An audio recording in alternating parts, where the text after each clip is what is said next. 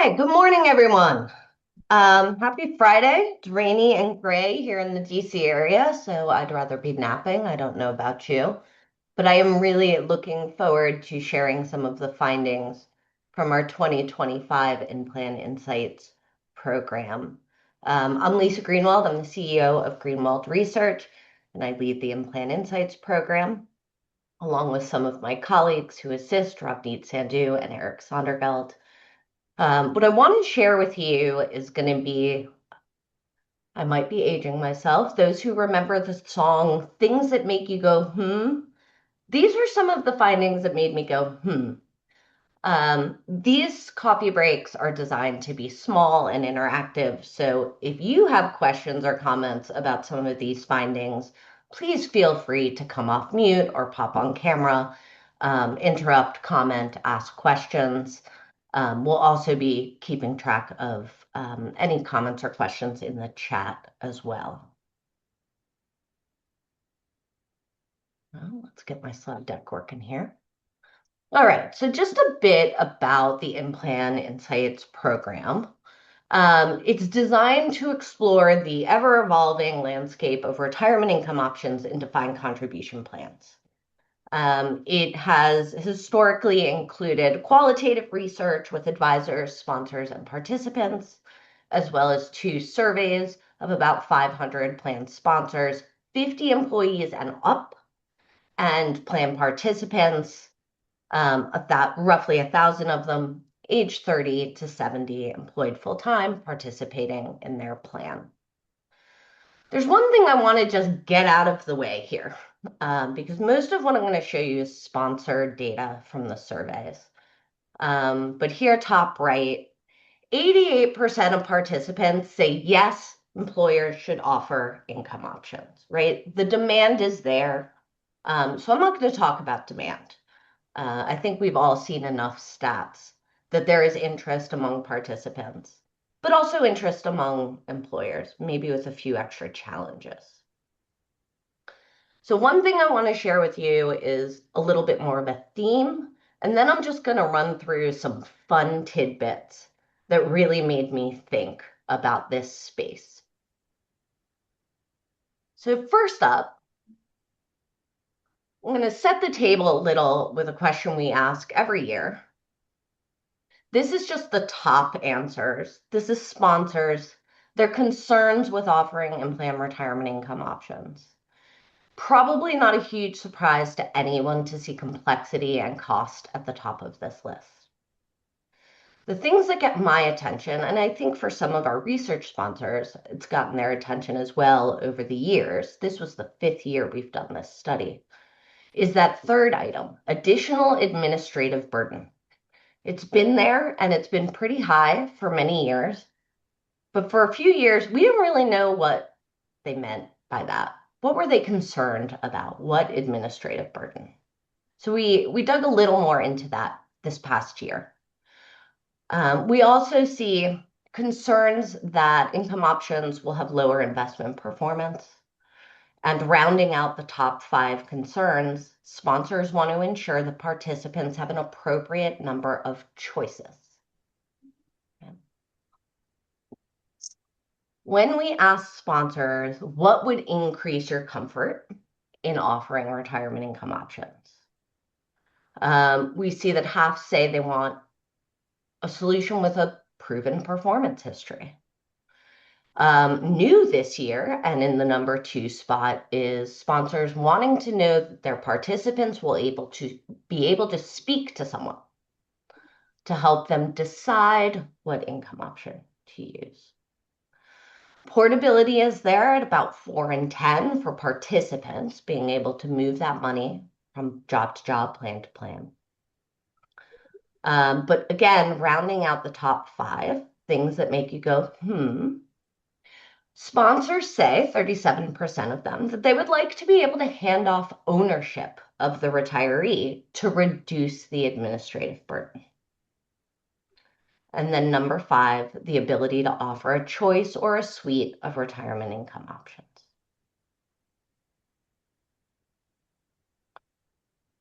So let's talk about administrative burden as it relates to asset retention and what I'm now starting to call retiree retention, because I think they are actually two different things. Here on the left, you see probably a pretty standard question about sponsors' preference for retiree asset retention. Do you prefer they keep it in? Do you prefer they move it out? Or are you neutral?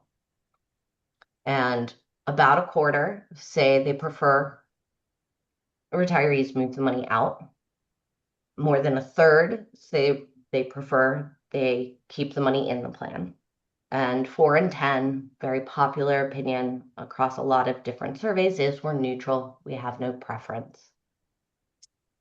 When we ask, however, a new agree, disagree question here on the right, we said to our sponsors, do you agree, disagree? You want to provide an investment option or a distribution option that helps retirees generate income, but you do not want them to remain in the plan once they are no longer employed with you. 64% of them agreed strongly or somewhat. And that's very different than the findings we see on, say, employers. How responsible do you feel for the long-term financial security of your employees, or for helping employees generate income? Those numbers, I think by and large, we've taken to mean that sponsors are okay with both retiree asset retention and retiree human retention.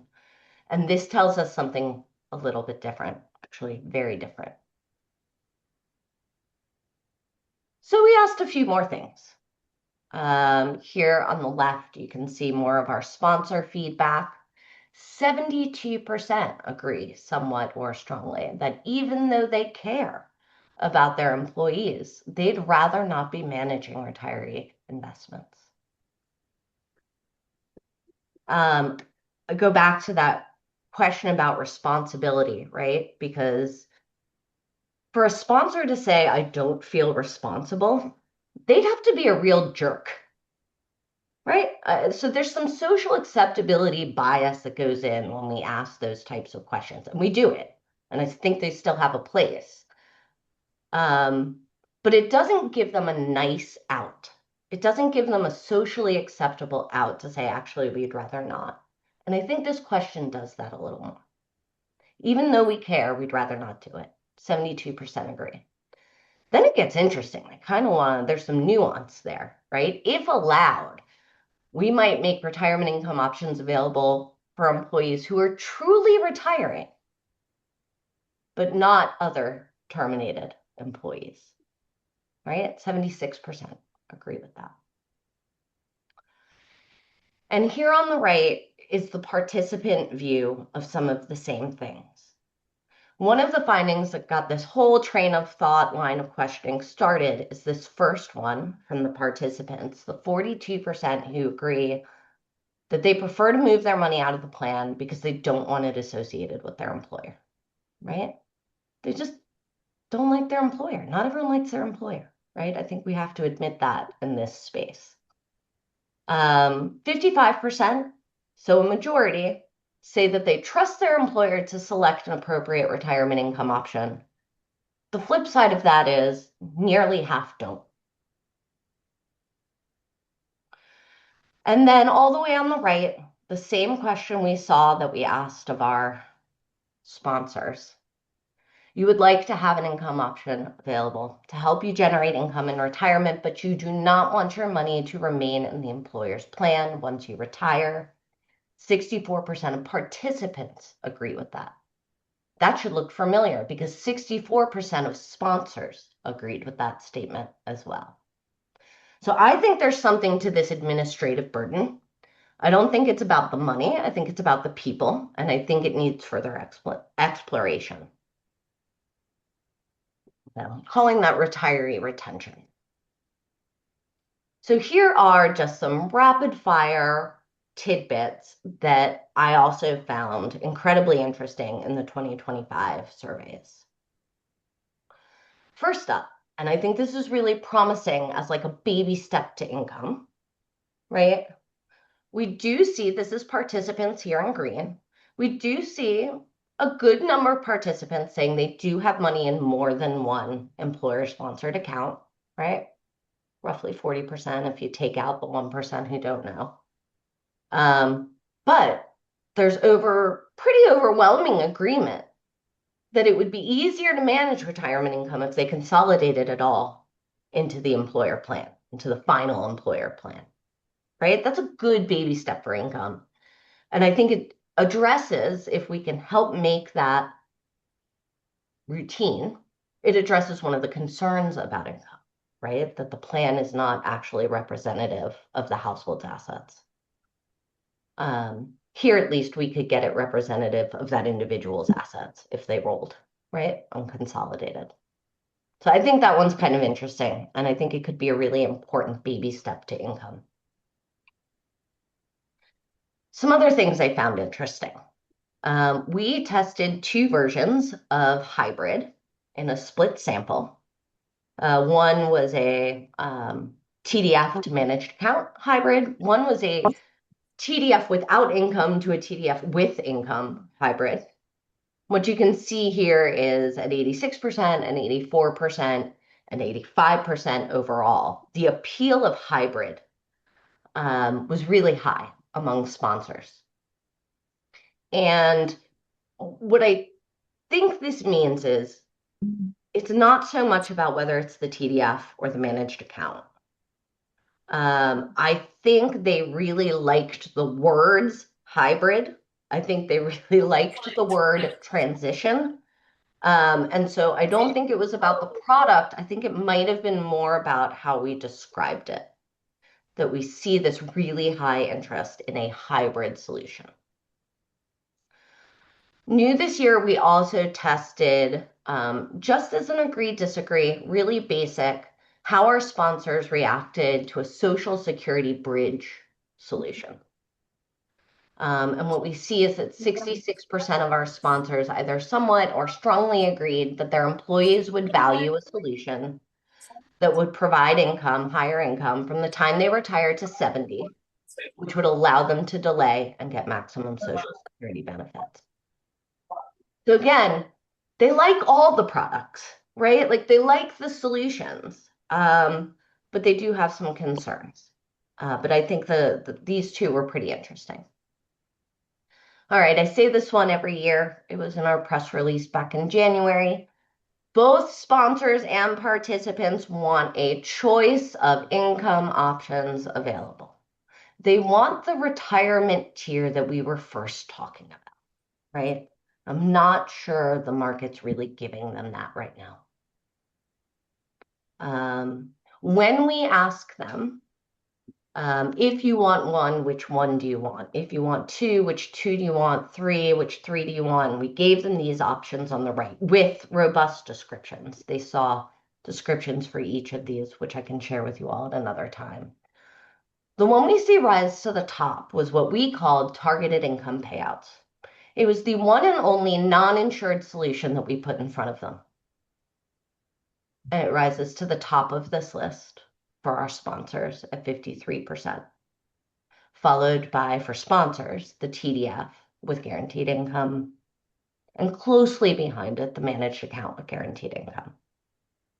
Right? Our participants give us a slightly different mix. It's 50% at the target date fund with GLI, and then 46% for the non-insured targeted income payouts.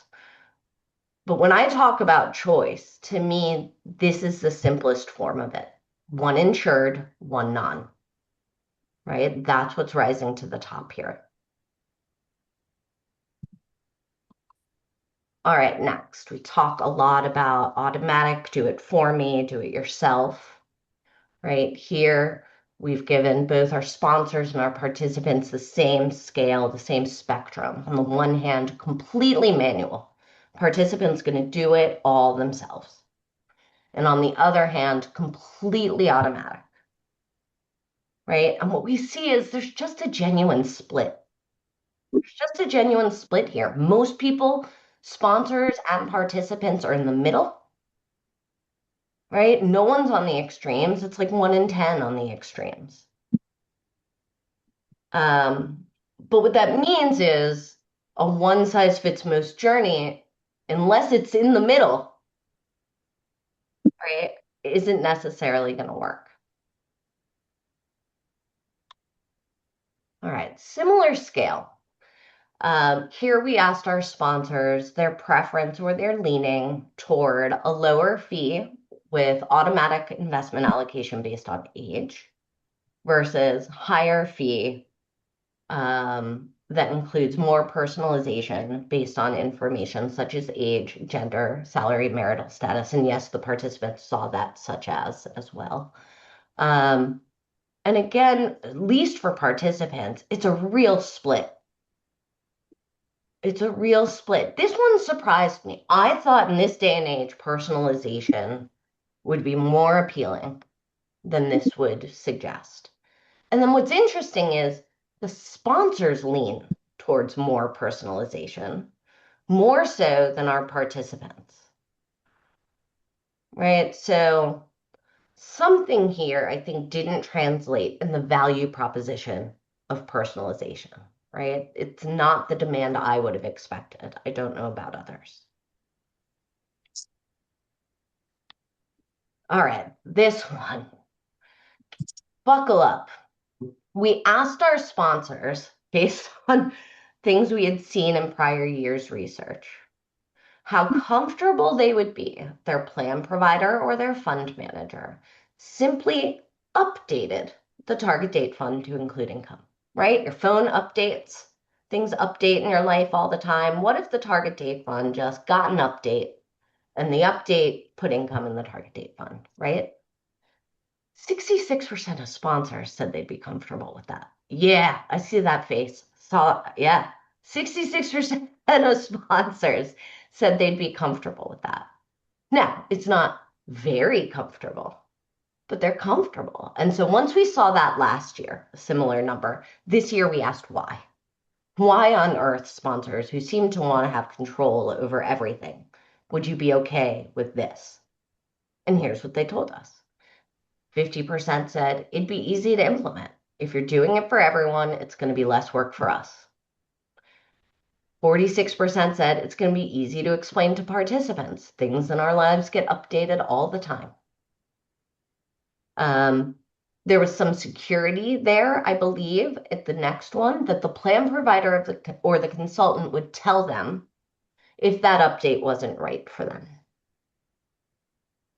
And they think it will be easier to defend from a fiduciary standpoint because the industry will have decided that this is right? It won't be just them, it'll be happening to everyone. You actually see on here, right? We don't have to go through a lengthy process. We won't be an outlier, right? So this one was a head scratcher. It continues to be a head scratcher. But there's something really intriguing to me about the idea of taking that opt-in, opt-out, not at the participant level, but at the sponsor level.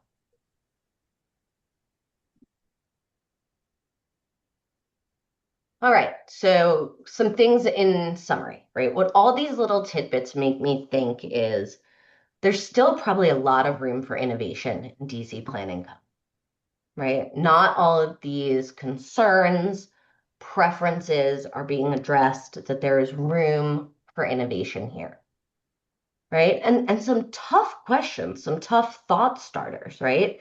If sponsors really don't want retirees to hang around, and maybe there are some participants who don't want to hang around in the plan, where else can they go? How else do they get income? Right? I think we still need to keep pushing ourselves on how we deliver the choice that sponsors and participants really want. I think trying to figure out how to navigate and accommodate this middling preference between the completely manual, the do-it-yourself, and the completely automatic do it for me is something we still have to work through. How do we incorporate personalization in the product, in the journey, in a way that makes sense? And both sponsors and participants see the value in it. And I glossed over it, but it is always there. sponsors are concerned about the reputation of annuities, right? So beyond changing the label from annuity to GLI, how else can we communicate? What else do we have to say to push beyond this A word reputation issue? And then here on the right, what if there was just a TDF 2.0, a QDIA 2.0? It included income, and the opt-in, opt-out decision, rather the opt-out decision, was on the sponsor, not on the participant. So that's my question as we go into question and answers is, would that update even be a good idea? And what would it take to accomplish that?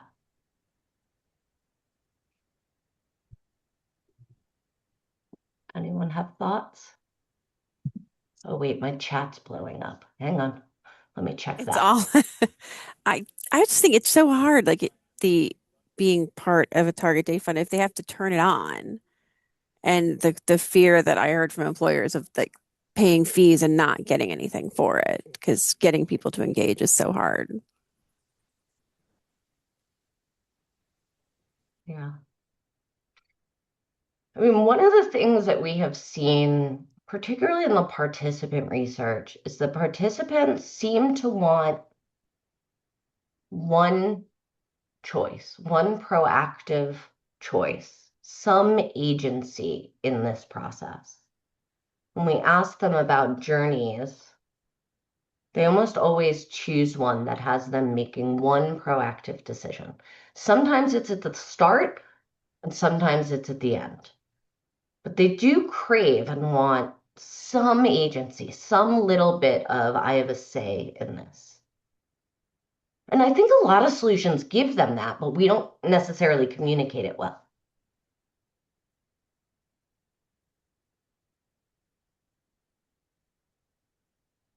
All right, I'm going to keep scrolling through chat, but please, someone is welcome to just jump on and chat. don't I don't know how we ever really solve the issue because people keep saying they want stuff and we keep asking them, so what do you want? And they give us a long list Mhm. and we give them everything they ask for. Of course, what they want ends up costing more money. And then when we say, now would you like to buy it? They say no. Why? Because it's too expensive. It is a perpetual catch-22. Lisa, you and I have talked about this Mhm. on more than one occasion. There seems to be no real solution to this. I think too, people keep saying they want it. They've been saying they want this for years.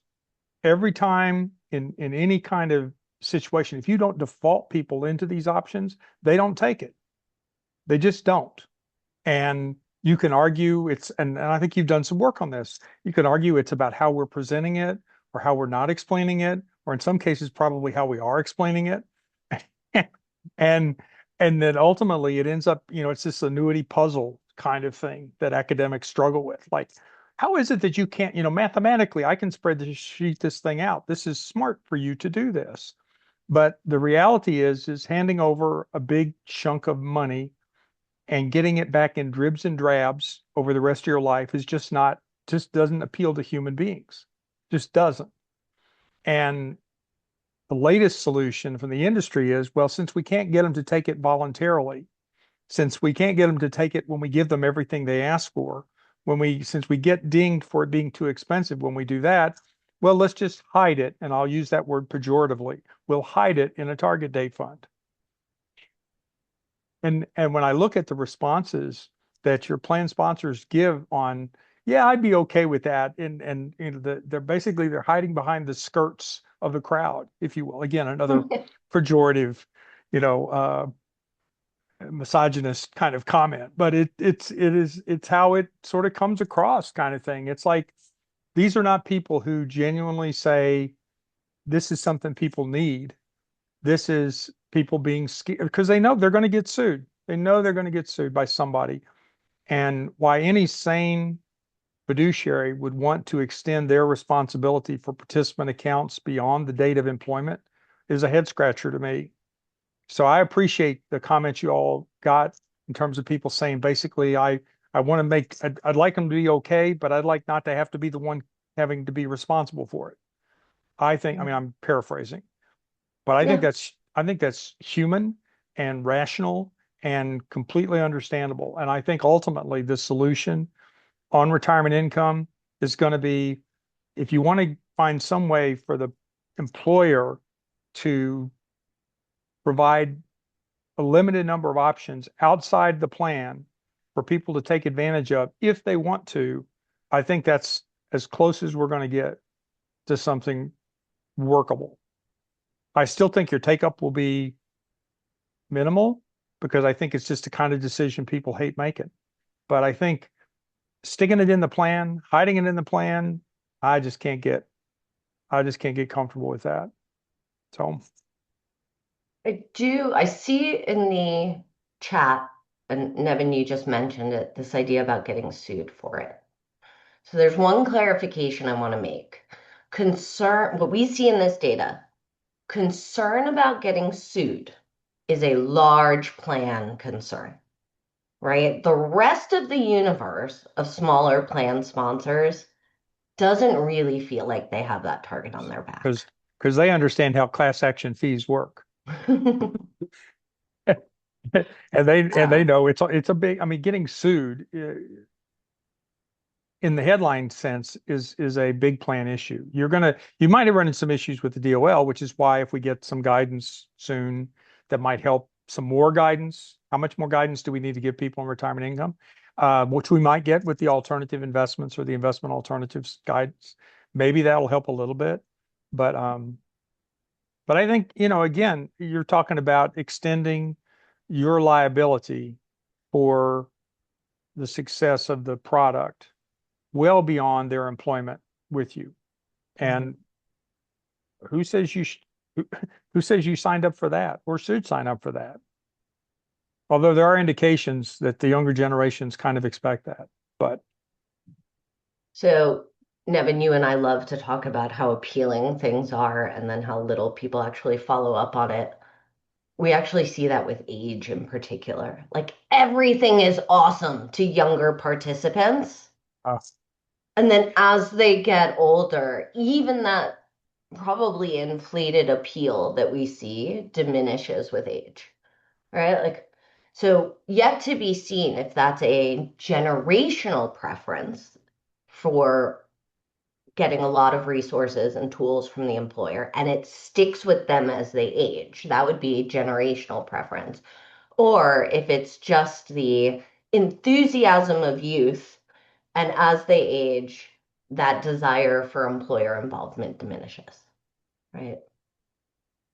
yeah, that would be interesting. Every generation thinks they're like different than the ones before. And as you point out, ultimately we all end up being human. So Right.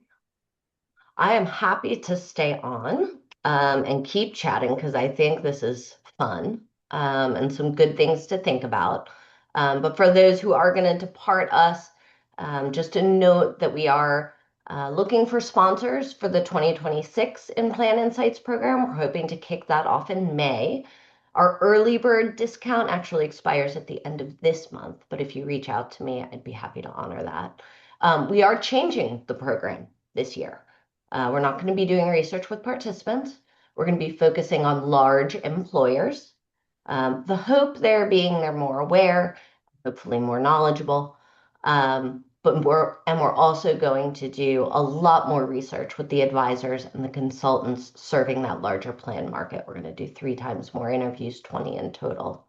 And then also new this year with Greenwald In-Plan Insights, as well as our Retiree Insights program, which focuses on retirement income from the advisor retail perspective.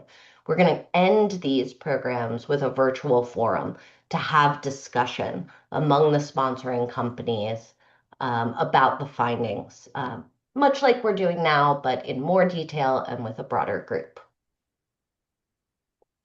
All right. Like I said, happy to stay on if there are any final thoughts or questions, but otherwise, I wish you a good Friday and a good weekend. Lisa, can you send the deck or will you send the deck? I can send you the deck, Nevin, sure I can. would love Oh, it and I too, should please. mention, it's all going on our website and our YouTube as well, so you Oh, great. will be able to access the recordings too. Cool. Lisa, thank you for sharing this. It was very insightful and educational for somebody like me trying to get an understanding of what's going on. Just a quick thought. I was kind of intrigued by your comment on hybrid solutions. Mhm. And I think you made a comment that the respondents were reacting to the word hybrid. And what got me thinking is, are we now leaving the door open for people to be interpreting the word hybrid the way they think? So which means that, there is possibly a disconnect that I don't get what I see kind of story, right? I mean, like I thought hybrid meant this, but this is what I'm getting. Do you think that could be a challenge when people are responding to the word hybrid with what they have in mind? Just curious. And the product doesn't match with that, right? Well, I mean, the product has to match, Yeah. right? If the So You we need have the to, product to match if that's what you're going to call it. yeah. So I'm But I wondering do whether we think, need people to have that clarity on the word hybrid, right? right. But I do think some of the things under the hood that might make the hybrid and the idea of transition appealing is perhaps at the sponsor level, you see some concern that you would have participants paying for something that they may never use, right? So to some extent, a hybrid, a transition solves for that because in the better part of the accumulation years, in some solutions, they wouldn't have to be paying for income. And then from the participant perspective, what we've generally seen is they don't get serious. They don't even, and get serious is a loose term. They don't really start thinking about retirement and retirement income until they're pretty close, right? So that's when they see the need for the product. So Mhm. I think there may be some things in that hybrid transition that both our sponsors and participants were responding to. Okay, thank you. Thanks again. Appreciate it. Have a great weekend. Yeah. All right, everyone. Thank you so much again. Have a wonderful weekend.